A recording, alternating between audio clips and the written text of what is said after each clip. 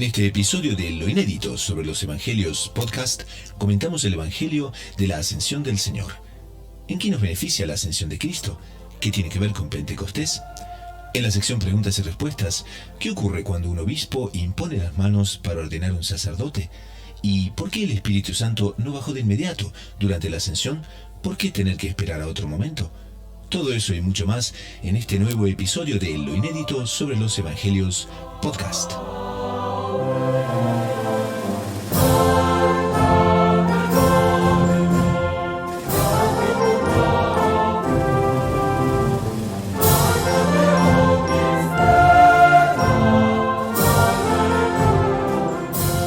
Bienvenidos a otro programa de Lo Inédito sobre los Evangelios. El día de hoy vamos a tratar un evangelio lindísimo y muy central en la historia de la fe, porque es el Evangelio de la Ascensión. Y hay muchos detalles que Monseñor John Clark comenta en su libro Lo Inédito sobre los Evangelios, y aquí vean qué cosa interesante como introducción que él nos dice. Típicamente, después de fallecer, nuestros cuerpos helados e inertes bajan al seno de la tierra y la mayoría de las veces nuestro recuerdo se desvanece de la memoria de quienes permanecen. Con Cristo, en cambio, sucedió justamente al revés, porque no solo el recuerdo de sus enseñanzas, de sus acciones y hasta de su historia se prolongó a través de los siglos, sino que también sus testigos hicieron resonar sus relatos entre todos los pueblos y a través de las generaciones. Ese júbilo con motivo de la ascensión y que tanto impregna el alma de los santos y se hace tan evidente en la propia liturgia de hoy, tiene un sólido fundamento, ya que jamás se oyó que nadie que cuando partía de este mundo se elevara ante los ojos de cientos de testigos y entrara en los cielos por su propio poder. Y ahí entonces comprendemos la manifestación de alegría de los santos padres al comentar esta glorificación del Cordero de Dios. Y los santos padres nos dicen: la gloria de nuestro Señor Jesucristo se completa con su resurrección y ascensión. Tenemos pues al Señor, al Salvador nuestro Jesucristo, primero colgado de un leño y ahora sentado en el cielo. Colgado en el leño, pagaba nuestro precio. Sentado en el cielo, recoge lo que compró. Y entonces, bajo cierto ángulo, la ascensión del Señor al cielo constituye la fiesta más importante al representar la glorificación suprema de nuestro Señor. Y hoy vamos a explicar el por qué entonces la ascensión glorifica tan espectacularmente a Cristo y cuáles son los beneficios de la ascensión, fortaleciendo nuestra fe, aumentando nuestra esperanza, haciéndonos crecer en el ardor de la caridad. Y para eso tenemos justamente al doctor Saúl Castiblanco y al hermano Francisco Tobón. Salve María. Salve María, gracias por invitarnos de nuevo al programa. Salve María, hermano Gustavo, salve María, hermano Francisco, una alegría estar con ustedes y con la querida audiencia. Les recuerdo a nuestra audiencia, si bien que ya no necesitan más presentación por la cantidad de veces que han estado en el programa, pero bueno, el hermano Francisco Tobón es de los Heraldos del Evangelio, es misionero en Colombia, es especialista en redes sociales y responsable por una de las websites más leídas en los medios católicos del país, con más de 1,5 millones de seguidores. Y el doctor Saúl Castiblanco es psicólogo, editor de la agencia de noticias Gaudium Press, edición hispana, es bachiller en ciencias religiosas por la Pontificia Universidad Santo Tomás de Aquino de Roma y por la Domuni, Universidad Internacional de los Dominicanos, con sede en Toulouse, Francia. Y nos dan siempre la alegría de estar programa a programa aquí en Lo Inédito sobre los Evangelios. Vamos entonces al Evangelio que dice: en aquel tiempo dijo Jesús a sus discípulos: así estaba escrito, el Mesías padecerá, resucitará de entre los muertos al tercer día, y en su nombre se predicará la conversión y el perdón de los pecados a todos los pueblos, comenzando por Jerusalén. Vosotros sois testigos de esto. Yo os enviaré lo que mi Padre ha prometido. Vosotros quedaos en la ciudad hasta que os revistáis de la fuerza de lo alto. Después los sacó hacia Betania, y levantando las manos los bendijo. Y mientras los bendecía, se separó de ellos, subiendo hacia el cielo. Ellos se postraron ante él y se volvieron a Jerusalén con gran alegría, y estaban siempre en el templo bendiciendo a Dios. Entonces llega el momento en que la ascensión se da y están, como comentamos en la introducción, tantos beneficios que la ascensión trajo. Y tenemos 4 específicamente: conocer mejor a Cristo, fortalecimiento de la fe, aumento de la esperanza, crecimiento en el ardor de la caridad Y ya que tenemos nuestros panelistas tan ilustres, nos gustaría entonces que nos pudiesen ayudar a explicar cada uno de estas características, de estos beneficios de la ascensión. ¿Qué les parece? Bueno, no, excelente, sí, que este evangelio, en fin, como todos los pasajes de las Escrituras, es de una riqueza absoluta. Y realmente la lección que nuestro Señor nos da con este supremo triunfo de Él, en cierto sentido más glorioso que la propia resurrección, porque es la consumación de su triunfo, ya es su propia glorificación subiendo en cuerpo y alma al cielo, triunfante en la ascensión. Nuestro Señor fortalece nuestra fe. ¿Por qué? Porque la fe consiste exactamente en creer en aquello que los sentidos no ven, de aquello que no podemos tocar, que no podemos ver con los ojos materiales. Y justamente los apóstoles que habían convivido con nuestro Señor 3 años, que se habían mostrado, digamos, miopes para la naturaleza divina de nuestro Señor Jesucristo, se habían habituado quizás a verlo solamente en su aspecto humano, a nuestro Señor ausentarse, pero haber ido con esa gloria, haber resucitado después de su aparente derrota y subir al cielo triunfante y perderse ese contacto físico de los apóstoles con Él. Eso hacía con que en ellos creciera la fe, esa visión sobrenatural de nuestro Señor, de su divinidad. Y hay un cierto fenómeno óptico por el cual las cosas vistas de lejos se aprecian mucho mejor. Si yo acerco mis ojos a cualquier objeto, no sé, a un árbol y me pongo los ojos bien junto del árbol, no puedo apreciar el árbol. Yo tengo que hacerme una cierta distancia para poder contemplar la belleza y el conjunto del árbol. Entonces fue un poco lo que pasó con los apóstoles, que ellos con la ausencia de nuestro Señor y después con la venida del Espíritu Santo que fortaleció, incrementó en ellos la fe, aumentó en ellos esa visión sobrenatural de nuestro Señor como Dios triunfante, después de haberlo acompañado en su aparente derrota. ¿Por qué un aumento de la esperanza? Bueno, nuestro Señor es cabeza de su iglesia, ¿no? De la iglesia que él ha fundado. Entonces, que él vaya al cielo también es una razón por la cual tenemos que esperar que nosotros vamos al cielo junto con él. Y también aumenta la esperanza. ¿Por qué? Porque esa nueva visualización que los apóstoles van a tener de Cristo al lado del Padre, porque es que antes lo tenían al lado de ellos y además estaban nuestro Señor, por más que hiciera las cosas magníficas que él hizo, la tendencia del ser humano es a creer que todo es del tamaño de uno y que nuestro Señor también tiene el tamaño de nuestra miseria. Entonces, el ver lo que él va a ocupar el trono por toda la eternidad al lado del Padre, también eso dice, oiga, si es él el que nos ha hecho todas las promesas y él es tan grande, eso aumenta nuestra esperanza. ¿Y por qué crece la caridad? Bueno, por lo mismo, porque a veces cuando uno está en la cercanía de alguien no lo valora tanto, y ahora cuando los apóstoles con la ascensión y después con Pentecostés tienen un conocimiento exacto, por lo menos perfecto, de quién es nuestro Señor, pues entonces aumenta el amor por ese objeto valioso, por ese ser valioso, infinitamente valioso, del cual ahora tenemos ese conocimiento. Entonces creo que esas pueden ser las razones del fortalecimiento de la caridad y de la esperanza. Y para complementar un poco lo que decía don Francisco, de por qué se aumenta la fe, ¿no? Porque también nuestro Señor había dicho en otra ocasión que yo voy a ir a prepararos un lugar. Entonces el hecho de nuestro Señor subir radiante, glorioso, triunfante al cielo es la figura del futuro que nos espera a nosotros. Él fue a prepararnos esa gloria en el cielo en la cual todos esperamos, que fuimos creados para convivir con Él.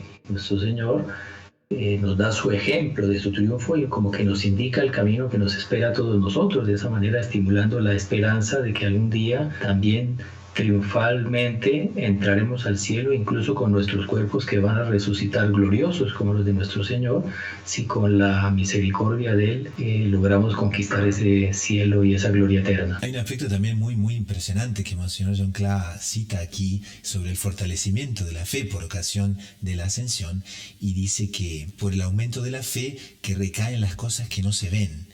Y hay un comentario interesantísimo de San Gregorio Magno, que en cierta manera rehabilita mucho, ¿no? a Tomás, al apóstol Tomás, que todos nosotros siempre tenemos, ¿no? Como desconfiado, como el Tomás de la poca fe, etcétera, etcétera.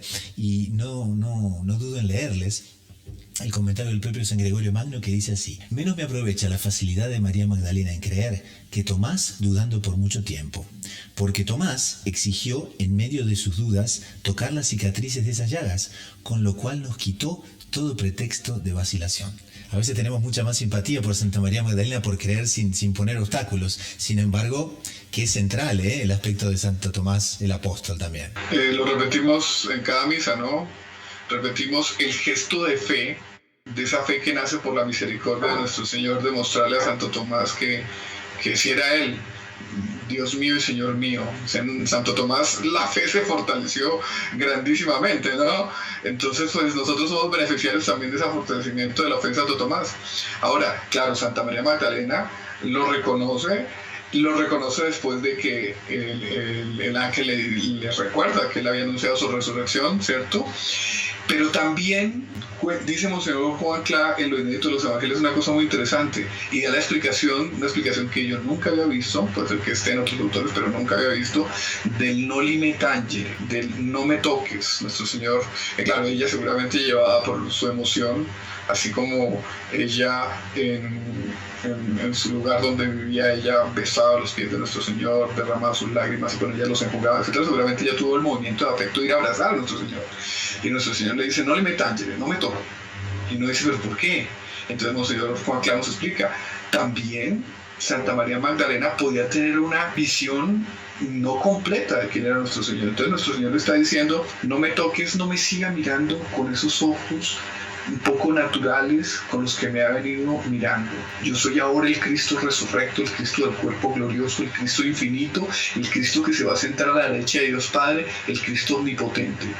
Tóqueme con esos nuevos ojos, con esa nueva visión que yo lo voy a ir mostrando en el camino. Otro aspecto que se cita y que es bien interesante, digamos como que un punto apologético de todo este episodio, algo que le da una credibilidad completa al testimonio de los apóstoles con relación a la resurrección de nuestro Señor y de su ascensión. Y es que ellos son los testigos, pero la prueba de la autenticidad de su testimonio es que ellos no creían. O sea, ellos son testigos de algo que no creían, porque los apóstoles no creían en la resurrección de nuestro Señor. Cuando María Magdalena fue a dar la noticia, ellos no creyeron, y nuestro Señor se apareció varias veces resurrecto, glorioso, a ellos, y dudaban si era Él o no. Los discípulos de Emaús estaban desanimados y pensaron que todo había acabado. No creían en la resurrección de nuestro Señor. Y Santo Tomás fue el primero, digamos, que comprobó con sus sentidos, que le dijo a los apóstoles cuando le contaron que lo habían visto y Tomás no estaba, y él dijo: yo tengo que meter mi dedo en la llaga para yo creer. Aparece nuestro Señor ya delante de él, y bueno, él al verlo ya lo reconoce, pero el Señor le dice: no, ven aquí, mete tu dedo en la llaga. O sea, eran todos incrédulos y tuvieron pruebas fehacientes de que nuestro Señor había resucitado. Él metió la llaga en su costado. Además no fue el único, porque todos los apóstoles metieron la llaga en el costado, y ahí su fe se fortaleció y pasaron a ser testigos de eso que en un comienzo no creían, y testigos de tal manera convencidos y con una fe tan robusta que todos derramaron su sangre por testimoniar esa resurrección y ese triunfo y esa ascensión de nuestro Señor a los cielos y su divinidad. O sea, ellos terminaron dando la sangre por aquello que en un comienzo no creían antes de recibir esa gracia de la fe. En ese no creer, don Francisco, Gustavo, pregunto, ¿no entra un poco de un compartir una visión de un Mesías líder político, un Mesías muy humano que tendrían los apóstoles con relación al pueblo judaico? O sea, que esa visión del pueblo judaico se pasó un poco a los apóstoles. De pronto sí, digo yo. ¿Por qué? Porque nuestro Señor ya les había anunciado su resurrección. Nuestro Señor les había mostrado que Él podía resucitar a otros. Entonces, ¿quién puede resucitar a otro? ¿Por qué no se puede resucitar a sí mismo? Ellos habían presenciado la resurrección de Lázaro. Entonces, seguramente había un compartir de esa visión mundana de nuestro Señor que les impedía creer en la resurrección, ¿cierto? Y que nuestro Señor, con su convivio durante 40 días en cuerpo glorioso después de la resurrección, comenzó a limpiar esa visión errada. Y es un poco también lo que nos pasa a nosotros 2000 años después también, porque muchas veces vemos a nuestro Señor como un Mesías en nuestra vida personal, ¿no? Como un Mesías que nos va a solucionar todos los problemas, y nos olvidamos que el Mesías, lo que necesitamos propiamente es cambiar nuestra mentalidad. Bueno, es exactamente lo que nuestro Señor, bueno, lo que el Evangelio Dice en el trecho que dice, y en su nombre se predicará la conversión y el perdón de los pecados a todos los pueblos, comenzando por Jerusalén. O sea, la finalidad de la venida de nuestro Señor al mundo, de su encarnación, de su muerte, de su resurrección, de su ascensión, lo que Él quería que era conquistar el corazón de los hombres, reinar en el corazón de los hombres, por lo tanto, convertir a los hombres, que los hombres se abrieran a su gracia y lo imitaran a Él, cambiaran de vida, fueran otros Cristos, como decía Tertuliano, que el cristiano debe ser otro Cristo. Es lo que nuestro Señor quería, que todos los hombres se conformaran a la figura de Cristo, nos amoldáramos a ese ejemplo vivo de un Dios que se hace hombre para ser el modelo del cual nosotros debemos imitar, que es lo que los teólogos llaman la metanoia, cambiar de vida, cambiar los criterios, cambiar los apegos, cambiar los caprichos, esa visión humana de las cosas, esa visión material, y dejarnos asumir por la visión divina. Es la gran lección de la ascensión, ¿no es cierto? ¿Quién es Cristo para muchos? Yo me incluyo con frecuencia en esa categoría, para muchos de los católicos contemporáneos. Es alguien al que de pronto se le reza al final del día, es alguien a quien se le rinde culto de la tría el fin de semana, pero normalmente no más que eso, ¿no? A la hora de comenzar una empresa, un emprendimiento, oiga, no, es planeación estratégica, es reunión de medios, establecimiento de recursos, consecución de resultados. Resulta que la historia del mundo depende de Cristo, porque nosotros no existimos si no es porque Él lo quiere, si no desapareceríamos, porque Él nos mantiene en la existencia y porque Él quiere ser, como lo recordaba don Francisco ahora, el centro de nuestras vidas para todo. Y al final de cuentas la historia está llamada a darle gloria a Él, entonces Él no ha dejado de ser el Señor de la historia. Pero eso lo olvidamos, ¿cierto? Lo olvidamos. ¿Por qué? Porque tenemos una visión de Cristo también naturalista. En ese sentido compartimos la visión de muchos de los judíos y de muchos de los apóstoles, ¿cierto? Y no, Él quiere que mostrándonos su grandeza, ¿no? Con la ascensión, mostrando su cuerpo glorioso, mostrándonos a partir de los datos de la fe, que Él está allá al lado del Padre y que Él es el Señor de la historia y por tanto el Señor de nuestras vidas, que nosotros lo tenemos que tener constantemente presente, auscultando a toda hora los designios de Él para nosotros, para nuestra historia, la de nuestras familias y la de nuestros pueblos. Dios no es alguien para consultar el fin de semana, Dios es alguien para tener presente a todo momento de nuestras vidas, Cristo nuestro Señor. Si les parece, avanzamos un poco entonces en la secuencia de los acontecimientos, porque aquí llega el momento donde nuestro Señor el Evangelio dice que los sacó hacia Betania. De hecho es casi la cima del Monte de los Olivos donde se dio la ascensión. Hasta hoy en día existe un lugar muy marcado y está inclusive en el suelo está la marca de los pies de nuestro Señor antes de la ascensión. Usted tuvo oportunidad de contemplar ese lugar, ¿cierto? ¿Por qué no nos cuenta? Claro, es un lugar realmente fabuloso. No tiene sus pocos peligros ir, porque la primera vez que fuimos rompieron una ventana del auto, ¿no? Porque en ese momento las tensiones ahí en la Tierra Santa estaban bastante altas. Pero se puede ver en el piso las marcas de los pies, de los divinos pies de nuestro Señor. Y el Evangelio dice entonces que después los sacó hacia Betania entonces y levantando las manos los bendijo. Y aquí hay un aspecto que queríamos llamar un poco la atención. ¿Qué significa esa bendición que Él da? Es ciertamente una continuación del Antiguo Testamento, ¿no es cierto? Exactamente, es una actitud sacerdotal de nuestro Señor Jesucristo por el hecho de bendecir. Y es muy lindo que San Pablo en una de sus cartas dice que los sacerdotes de la antigua ley tenían que hacer distintos sacrificios, renovar los sacrificios reiteradamente para pagar sus propios pecados y los de los demás. Tenían que hacer muchos sacrificios. En cambio, nuestro Señor Jesucristo es el sacerdote eterno que realizó el único y pleno sacrificio de su inmolación en la cruz, que tiene un valor eterno. Él es sacerdote eterno. Entonces, este acto de bendición de ese sacerdote eterno que es nuestro Señor Jesucristo se proyecta por toda la eternidad. No solamente estaba bendiciendo a los apóstoles y discípulos que estaban presenciando su ascensión a los cielos, sino que Él en ese acto estaba bendiciendo a toda la humanidad, estaba bendiciéndonos a nosotros, estamos nosotros incluidos, porque Él nos bendecía por los méritos de la inmolación, que tiene un valor perenne y eterno de su inmolación en la cruz. Entonces nosotros somos beneficiarios también de esa bendición. Y es tan esencial esta bendición que mientras los bendecía se separó de ellos subiendo hacia el cielo. Hagamos composición del lugar. Nuestro Señor en cuerpo glorioso. Interesante recordar algo que creo que ya comentamos en programas pasados. El que nuestro Señor no manifestase cuerpo glorioso en su vida pública, los 3 años que estuvo con los discípulos y apóstoles, era un milagro a la inversa, porque como el alma de nuestro Señor estaba en plena visión beatífica, era verse casi que a sí mismo dentro de sí, ¿cierto? La visión beatífica requiere la presencia, o sea, ejerce su influencia sobre el cuerpo y tendría que ser cuerpo glorioso. Entonces él hace un milagro a la inversa para que el cuerpo glorioso no se manifieste en esa vida pública, pueda padecer la pasión, pero después de que resucita, no, cada aparición es él en cuerpo glorioso, de pronto no manifestando su entera gloria, pero en cuerpo glorioso. Entonces imaginarse la escena de él en cuerpo glorioso, paternal, bondadoso, elevándose a los cielos, como se indicaba al inicio del programa, en el sentido contrario a lo que hace el cuerpo del ser humano mortal y común, que es descender y descomponerse, ¿no? Levantándose en gloria. La escena debía ser sencillamente espectacular, debía ser simplemente motivadora de la fe, de la piedad de los apóstoles.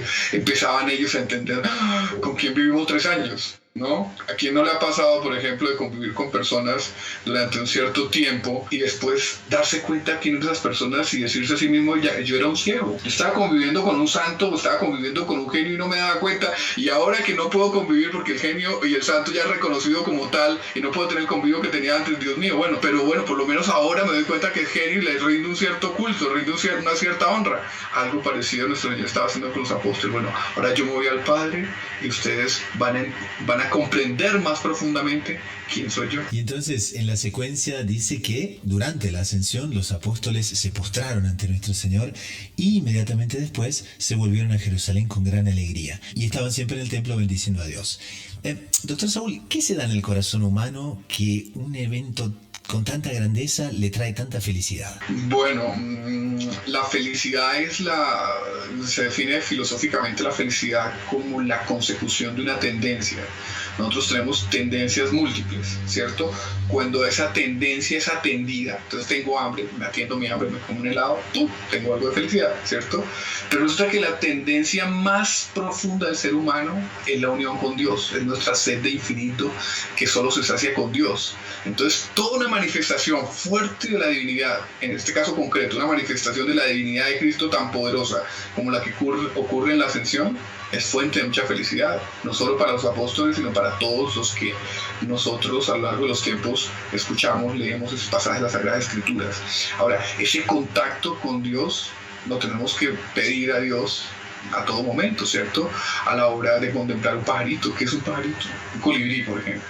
Un pajarito simplemente es un reflejo de Dios. Una contemplación de Dios en ese colibrí nos da una felicidad muy grande. Es en el fondo ver a Dios en toda su creación, no solo en su liturgia, no solo en la palabra de Dios, sino en todo el orden del universo. Ahí está la felicidad, buscar a Dios y con la ayuda de Dios encontrar a Dios. Y como vamos llegando ya a la conclusión, quería preguntarle al hermano Francisco. Aquí Monseñor John Clark, hermano Francisco, nos dice, y en esos momentos necesitamos volvernos hacia la figura de Nuestra Señora. ¿Dónde estaba María en los momentos de la ascensión? Bueno, pues los evangelios no nos dicen expresamente, pero una piadosa tradición nos enseña que la Santísima Virgen estuvo presente también en el momento de la ascensión.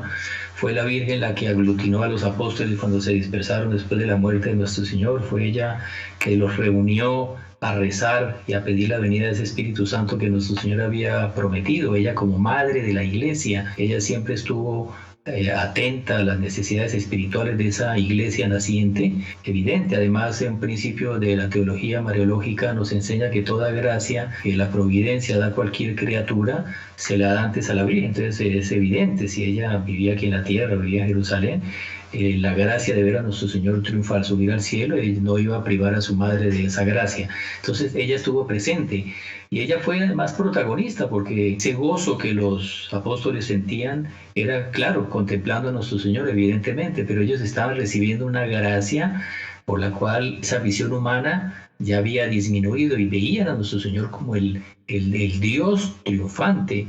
Lo veían con ese cuerpo glorioso, lo veían resplandeciente, veían la gloria divina de nuestro Señor en su apariencia humana. Entonces era una gracia que estaba embargando su alma, era un don del Espíritu Santo que es el don del gozo, de ese gozo, de tener ese contacto con Dios. Pero ellos no solamente lo veían en la persona humana que ascendía al cielo, sino que ellos sentían la presencia de nuestro Señor por la gracia en su alma, y la Virgen es la mediadora de todas las gracias. O sea, ella era, a través de ella nuestro Señor estaba comunicándole a los apóstoles esa gracia de gozo, de alegría, una alegría que los embargó de tal manera que después fueron valerosos a la boca del lobo, se fueron a la sinagoga donde estaban los sacerdotes, los fariseos, los escribas que habían tramado la muerte de nuestro Señor y que estaban buscándolos a ellos también y que efectivamente los iban a apresar y a perseguir. Y ellos fueron con un arrojo, con una valentía a esa boca del lobo a predicar a nuestro Señor resucitado, y con un gozo que los acompañó hasta todos en medio del martirio. Don Francisco, yo estoy viendo ahí en el Evangelio que ya ellos, después de que nuestro Señor asciende, van al templo. O sea, ya habían perdido algo del miedo, ¿no? Ya habían recibido una especie de antepentecostés. Exactamente, ya ellos recibieron una gracia de arrojo. Y esa frecuencia del templo también, Monseñor John comenta algo bonito, porque el templo era el símbolo de la antigua alianza, de la religión verdadera, que era la religión judaica, de la cual la Iglesia Católica era una plenitud. La religión judaica era una prefigura, era una preparación que llegó a la plenitud con la fe católica que nuestro Señor fundó, y debería haber habido una continuidad entre las dos. Infelizmente, las autoridades del templo y tal no aceptaron la divinidad de nuestro Señor, no lo aceptaron a él como Mesías, y por eso hubo esa ruptura. Pero los apóstoles comenzaron haciendo apostolado ahí, con su pueblo, con el pueblo de la alianza antigua, o sea, el plan de nuestro Señor era que ese pueblo lo aceptara él como Dios y se convirtiera. Los apóstoles comenzaron su predicación ahí y continuaron incluso sus prácticas piadosas en el propio templo. O sea, la ruptura no fue de parte de nuestro Señor con el pueblo judío, con la antigua alianza, fue de parte de ese pueblo que no aceptó a nuestro Señor y después no aceptó esta predicación. En la línea de lo que decía don Francisco, la cabeza del cuerpo místico, el cuerpo místico de Cristo, que es el propio Cristo, es la cabeza de ese cuerpo místico, va al cielo. ¿Y qué queda aquí en la tierra? Su cuello. Cuando uno piensa en el cuello, piensa en la cabeza. ¿Cuál es el cuello de ese cuerpo místico? Es Nuestra Señora, que es medianera universal de toda la gracia. Entonces, yo como que podría aventurar la hipótesis de que la figura de Nuestra Señora también crece con la ascensión. ¿Por qué? Porque es ella la que es carne de la carne del que se fue. Además es ella el cuello de la cabeza del cuerpo místico, y es ella con su presencia, con sus gestos, con su piedad, con su santidad, la que, por así decir, el objeto visible que más recuerda a Cristo, ¿cierto? Entonces yo creo que la propia figura de la Virgen también crece a los ojos de los apóstoles con ocasión de la ascensión, y evidentemente mucho más después de Pentecostés. Cuánta centralidad para nuestras meditaciones, ¿eh? Muchas veces nos olvidamos de la ascensión, y tan importante, casi se diría uno de los misterios más importantes de la salvación. Pasamos a un espacio musical con el coro y la banda de los Heraldos del Evangelio, y enseguida retornamos con el segmento de noticias de lo que aconteció en la Iglesia y en el mundo.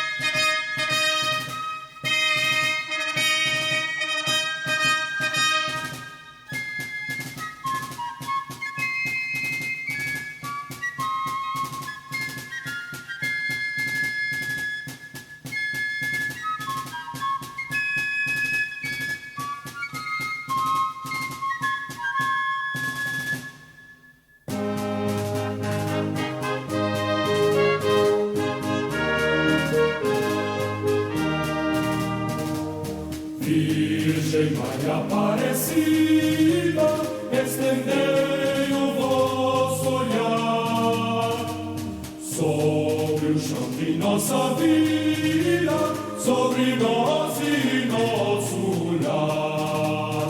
Virgem Maria Aparecida, nossa vida e nossa luz, dai-nos sempre nesta vida paz e amor do bom Jesus. Dai-nos sempre nesta vida paz e amor.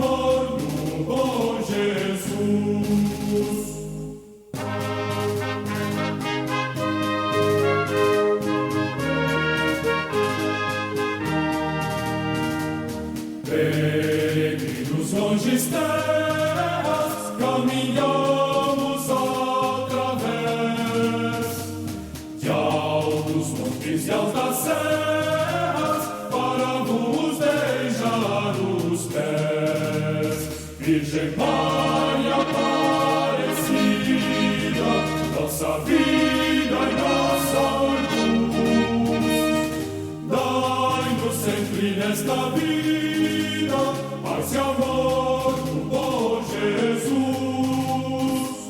Dai-nos sempre nesta vida paz e amor do bom Jesus.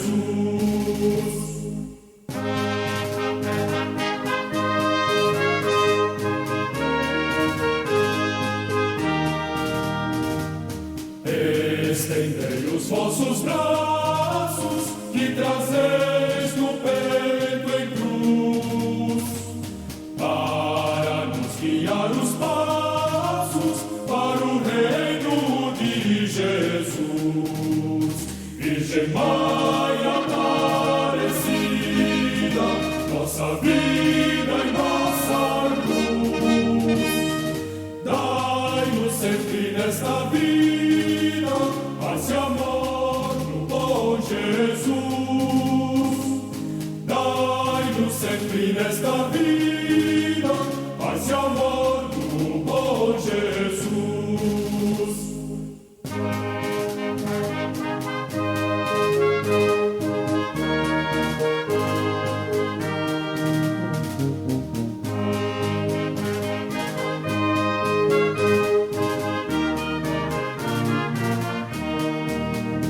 Virgem Mãe Aparecida, nossa vida e nossa luz, dai-nos sempre nesta vida paz e amor do bom Jesus.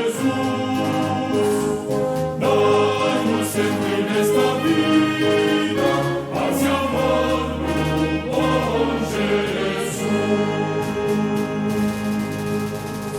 Pasamos entonces al segundo segmento del programa, las noticias de lo que aconteció en la iglesia y en el mundo.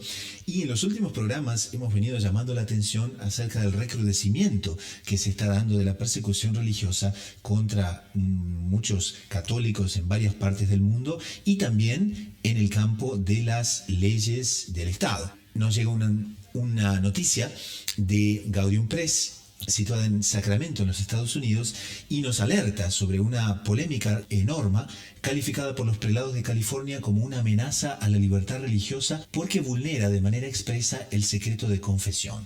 Y esta ley avanzó en el Senado de ese estado con una votación de 30 contra 2, por tanto casi unánime, y el hecho despierta preocupación al retirar a una excepción que protege el sacramento en la mayoría de jurisdicciones legales alrededor del mundo. Bueno, sí, efectivamente, esta medida fue propuesta como una supuesta eliminación del privilegio que tiene la Iglesia y del cual habría abusado para encubrir crímenes de abuso en el pasado. El episcopado se ha manifestado sobre esta ley que niega la sacralidad de la confesión a todos los sacerdotes del Estado y a miles de católicos que trabajan con sacerdotes en parroquias y otras agencias y ministerios de la Iglesia. Así lo denunció el arzobispo de Los Ángeles, Monseñor José Gómez. Curioso que esto no es un hecho aislado, porque también recientemente en Chile también se comenzó a debatir una ley en el mismo sentido, con el mismo pretexto, pero pues esta ley es un absurdo, incluso jurídicamente, porque nadie está obligado a públicamente ante las autoridades acusarse a sí mismo. Entonces una persona va protegido por el sigilo sacramental de la confesión para reconciliar su alma con Dios por alguna falta que cometió, acude al sacramento de la confesión. O sea, se está acusando delante del ministro de Dios, delante de Dios nuestro Señor a través de su ministro. Es un absurdo que esa acusación que se hace de sí mismo libremente, y uno lo hace porque está amparado por el sigilo, venga una autoridad civil a obligar a ese sacerdote a hacer pública esa confesión que no es delante del tribunal, porque nadie está obligado a confesar sus crímenes delante de un tribunal. A nadie se le puede obligar a acusarse a sí mismo, es un principio jurídico. Entonces es un exabrupto y en fin, que atenta contra la esencia misma de la confesión. Y también debemos recordar, como dice aquí la nota de Gaudium Press, que los creyentes que vulneran el secreto de confesión incurren también en una pena de excomunión establecida claramente en las normas de la Iglesia, ¿no? Exactamente. Y además de tal manera ese sagrado, este sigilo sacramental, Dios de tal manera lo protege que no se conoce un solo caso en el cual el secreto de confesión haya sido violado. Incluso un patrono del sigilo sacramental que fue San Juan Nepomuceno, que era confesor de una reina de Bohemia, y el rey, que sospechaba de su esposa de que le estaba siendo infiel, quiso que San Juan Nepomuceno, confesor de la reina, le contara lo que ella había expresado en la confesión. Y San Juan Nepomuceno fue objeto de tortura las más tremendas y resistió firme, no reveló el secreto, y al final fue martirizado y fue tirado en un río y murió ahogado por guardar el sigilo sacramental. Es el modelo perfecto de este sigilo sacramental, que Dios mismo lo protege, que nunca se conoció un solo caso de que se haya violado el sigilo sacramental, a pesar de que ha habido muchos sacerdotes indignos en la historia de la Iglesia, pecadores, herejes, en fin, ha habido de todo ahí en la viña del Señor. Sin embargo, nunca se conoció de un sacerdote, por pésimo que haya sido, que haya revelado el secreto, el sigilo sacramental. Pasamos a otro ángulo de la información, pero que también continúa en esa línea de persecuciones a los católicos en todas las partes del mundo. Tenemos también otro despacho de Gaudium Press que nos dice que autoridades chinas refuerzan controles tecnológicos sobre los cristianos. Bueno, la tecnología, que puede prestar múltiples servicios, también puede ser un instrumento de control social brutal, y es lo que estamos viendo en la China, ¿no? La China, que muchos tienden a creer por el múltiple uso de productos que nos vienen de ese país, que puede ser un país normal, con las libertades normales que tenemos aún en Occidente, pues no, el control ideológico hacia la población china es brutal. Entonces la nota de Gaudium Press habla de una aplicación, de una app que mide el grado de conocimiento que tienen los habitantes de la China de la doctrina socialista, de la doctrina imperante en ese país. Resulta que la persona va accediendo a esa app de control, entonces va conociendo esa doctrina socialista y gana puntos en la medida en que va conociendo esa doctrina. Y si gana puntos, eso lo registra el Estado. Entonces no es solamente usted con su celular, con su tableta, con su computador, sino que está el gran hermano detrás vigilando si usted realmente está autoadoctrinando. Entonces, si resulta que yo no concuerdo con esa doctrina, pues me toca leerla y me toca seguirla, no importa por qué, porque allá hay alguien que me está controlando arriba. Y ese autocontrol obligado por las autoridades comunistas, evidentemente se aplica a los cristianos, ¿no? Entonces ellos están más pendientes de los cristianos, y esto se puede afirmar porque, entre otras cosas, la noticia de Gaudium Press también lo cuenta, basada en un despacho de la agencia CNA americana, de que los lugares de culto católicos, muchos de ellos se les está colocando cámaras de vigilancia, por decirlo así, cámaras de televisión, circuitos de televisión con vigilancia las 24 horas. Entonces, no es probablemente para que las autoridades comunistas transmitan los actos de fe por los canales de comunicación, sino para controlar quién va, quién no va, qué hacen, etcétera, ¿no? Un control tecnológico que se suma a las 1000 restricciones completamente absurdas, completamente totalitarias que tiene el régimen comunista hacia los cristianos, como por ejemplo, no pueden llevar a ningún menor de edad a un acto de culto, ¿cierto? Todos los menores de edad no tienen conciencia, no tienen capacidad, no tienen posibilidad de ir a un acto de culto. Resulta que un acto de culto, no se pueden hacer actos de culto ni siquiera privados que no estén autorizados por el gobierno. Entonces aquí a una señora se le ocurre fundar una asociación de devotos de Santa Matilde y hace un costurero para ayudar a niños pobres. No, eso no puede hacerse sin autorización del gobierno comunista. Y ahí están las cámaras en los lugares de culto cristiano vigilando que esos lugares de culto solamente se destinen a lo que las autoridades comunistas han permitido. Ese es el país que estamos viendo, ¿cierto? Es un país persecutorio de la fe. Y a pesar de eso, tal vez de pronto ayudado por eso, un dato de Steve Mosher, que es un investigador muy famoso, lo conozco personalmente, ¿cierto? Que ha estado en la China recientemente, creo que varias veces, ¿cierto? Dice que los cristianos La noticia de Gaudio no lo especifica si son cristianos o cristianos católicos. Bueno, en este momento están por encima de los suscritos al Partido Comunista. Entonces la fe sigue creciendo en la China. Pero, doctor Saúl, parece que existe una especie de crédito social, ¿no es cierto? Que le da puntaje a la gente. ¿Cómo es eso? Pues si entendí bien, hermano Gustavo, es eso. La persona va avanzando en su autoeducación obligada y eso le va dando un cierto crédito. Y entonces el que tenga más crédito, ese es el que puede acceder a pasaportes, es el que le queda más fácil acceder a contratos, y si por el contrario la persona no tiene ese crédito, entonces se le restringen ciertos derechos y ciertas libertades. Es terrible. Terrible, ¿eh? Realmente esto es impresionante. Sobre todo todos sabemos con la inteligencia artificial y con los avances en esa materia, cómo están, por ejemplo, los controles de reconocimiento facial, todas esas cosas que realmente...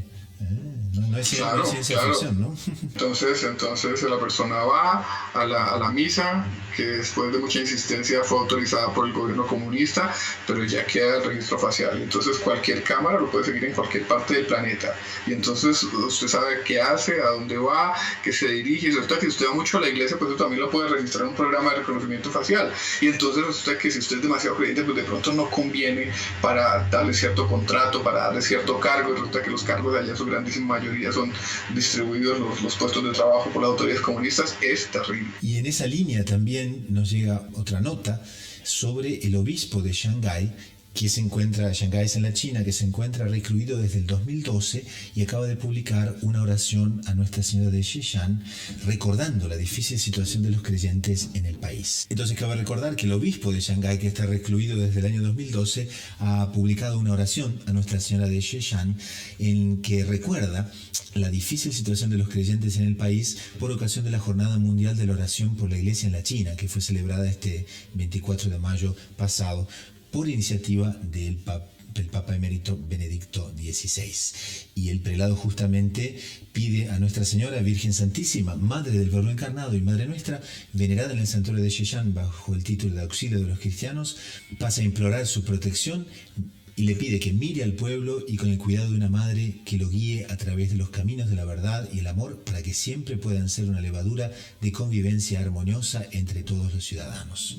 Madre de la China, ruega por nosotros. Madre de Xishan, ruega por nosotros. Estamos realmente ante una de las persecuciones más intensas en los últimos tiempos, en las últimas décadas, hacia los cristianos. Y muy apropiado recordar esa oración, don Gustavo, en estos días que conmemoramos a María Auxiliadora, ¿no? Entonces con esto pasamos a la sección preguntas y respuestas, y tenemos una pregunta que está muy relacionada con uno de los sacramentos, que es justamente la ordenación sacerdotal. Y alguien nos pregunta, ¿qué ocurre exactamente cuando un obispo impone las manos para ordenar un sacerdote? ¿Qué se da en ese momento? Bueno, creo que para entender bien eso hay que tener claro lo siguiente, que los sacramentos, la teología sacramental así lo enseña, los sacramentos para que se completen, para que se realicen, para que produzcan la gracia que cada sacramento produce, en este caso la ordenación del sacerdote, el sacramento tiene la materia y la forma. Entonces la materia, si no hay materia y forma, no hay sacramento. Entonces en el sacramento del orden, la materia es la imposición de las manos. Es ese gesto. Recordemos que los sacramentos son señales sensibles de la gracia, que producen la gracia. Entonces son cosas materiales, son símbolos, son gestos, son fórmulas. Entonces en este caso, ese gesto de la imposición de las manos del obispo sobre el ordenando, sobre el futuro sacerdote, es la materia del sacramento. Y la forma es la fórmula que después el obispo también pronuncia, reza en presencia del candidato, y en el momento en que terminó de pronunciar la fórmula, ya hubo materia, ya hubo forma, se realizó el sacramento y ya esa persona deja de ser un diácono y pasa a ser un presbítero, un sacerdote. Entonces ese gesto es la materia del sacramento, luego viene la fórmula, que es la forma del sacramento, y cuando se cumplen estos dos requisitos, estos dos elementos, se da el sacramento, se produce la gracia y el diácono deja de ser diácono y pasa a ser presbítero, sacerdote. También nos llega otra pregunta muy relacionada con el misterio de la Ascensión. Como sabemos, la Ascensión y Pentecostés están muy relacionados uno con el otro, pues nuestro Señor da justamente avisa que va a llegar el Espíritu Santo, y la pregunta consiste exactamente en ese punto. ¿Por qué el Espíritu Santo no bajó de inmediato durante la ascensión? ¿Y cuál sería entonces el papel de la espera en la venida del Espíritu Santo? Bueno, don Gustavo, yo creo que es un cierto conocimiento profundísimo, total, que tiene nuestro Señor Jesucristo del espíritu humano y cómo el espíritu humano va por etapas, ¿cierto? Cuando nuestro Señor está en la última cena, Él ya previendo la flaqueza de los apóstoles, hasta la traición inclusive de Pedro, etcétera, ¿no? La traición de todos, Él ya los quiere fortalecer. Los había querido fortalecer mucho, bueno, durante los 3 años de convivio. Los había querido fortalecer especialmente en el Tabor. Y los había querido fortalecer instantes, minutos antes de comenzar su pasión en la oración del Huerto de los Olivos, anunciándoles el Espíritu Santo. Pero ellos estaban pues todavía con una mentalidad antigua, una mentalidad naturalista. Y ya esas mismas palabras, porque son casi las mismas palabras que Cristo repite en el momento de la ascensión, cuando les promete el Espíritu Santo, ya pueden ser escuchadas con otra valoración. Bueno, entonces Él se va, ¿y quién nos deja? ¿A quién nos deja para fortalecernos? En el momento de la última cena todavía no había comenzado la pasión, ¿cierto? Ya Él nos estaba preparando, pero no había comenzado. Entonces ese anuncio del Espíritu Santo como que no iba a ser tan valorado en ese momento. Bueno, llega nuestro Señor y se va, y les anuncia el Espíritu Santo. Se va en la ascensión y la ascensión del Espíritu Santo. Pero había un proceso en la mentalidad de los apóstoles y los discípulos, y es cual ellos estaban empezando a conocer quién era Cristo. Ya lo habían visto con cuerpo glorioso, nuestro Señor convive 40 días con ellos y les va mostrando, oiga, es que sí, Cristo es el Mesías, pero ya no es solo el amigo mío, el Padre bondadoso, no, es el Señor del universo que hemos visto ascender en cuerpo glorioso al cielo.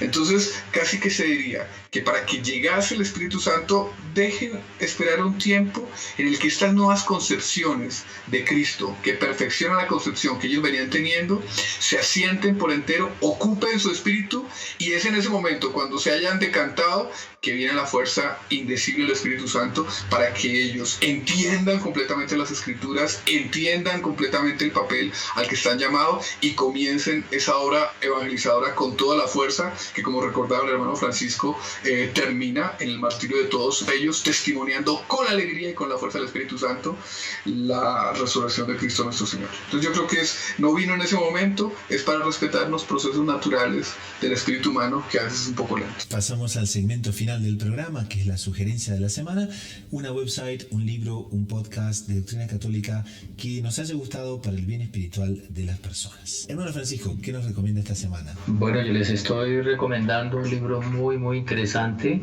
que se llama La mística ciudad de Dios. La mística ciudad de Dios de la Santísima Virgen María. San Luis María Monfort dice que así como Dios creó el paraíso lleno de delicias y de maravillas para el servicio del hombre y para que el hombre disfrutara de todas esas maravillas y las gobernara, Dios, cuando decidió hacerse hombre, Él creó un paraíso para Él, y ese paraíso es María, es la ciudad donde Él iba a habitar.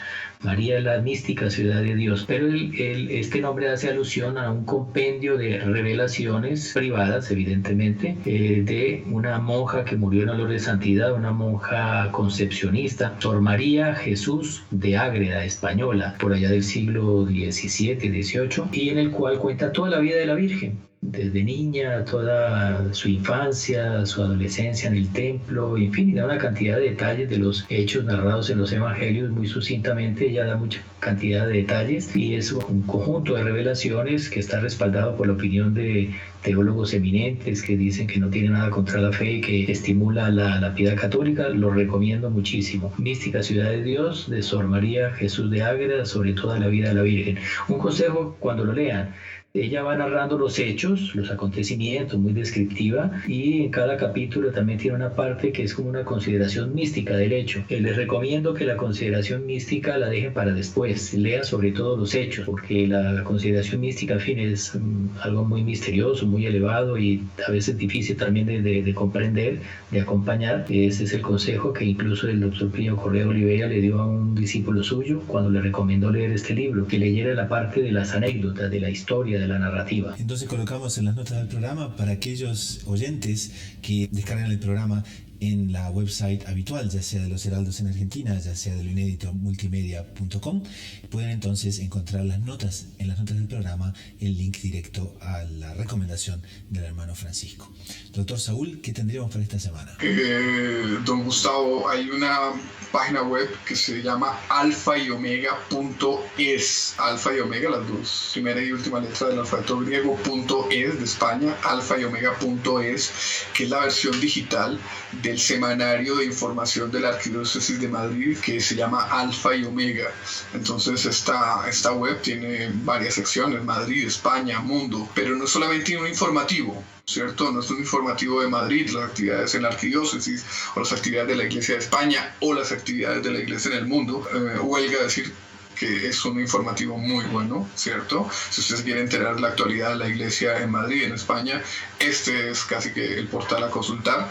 Sino que también tiene una sección de fe y vida, es decir, espiritualidad aplicada a la vida cotidiana. Tiene una sección de cultura, es decir, la cultura analizada bajo una óptica cristiana. Tiene una sección de opinión sobre los diversos temas que ocupan la mente de la opinión pública española, pero no solo española, sino católica en el mundo.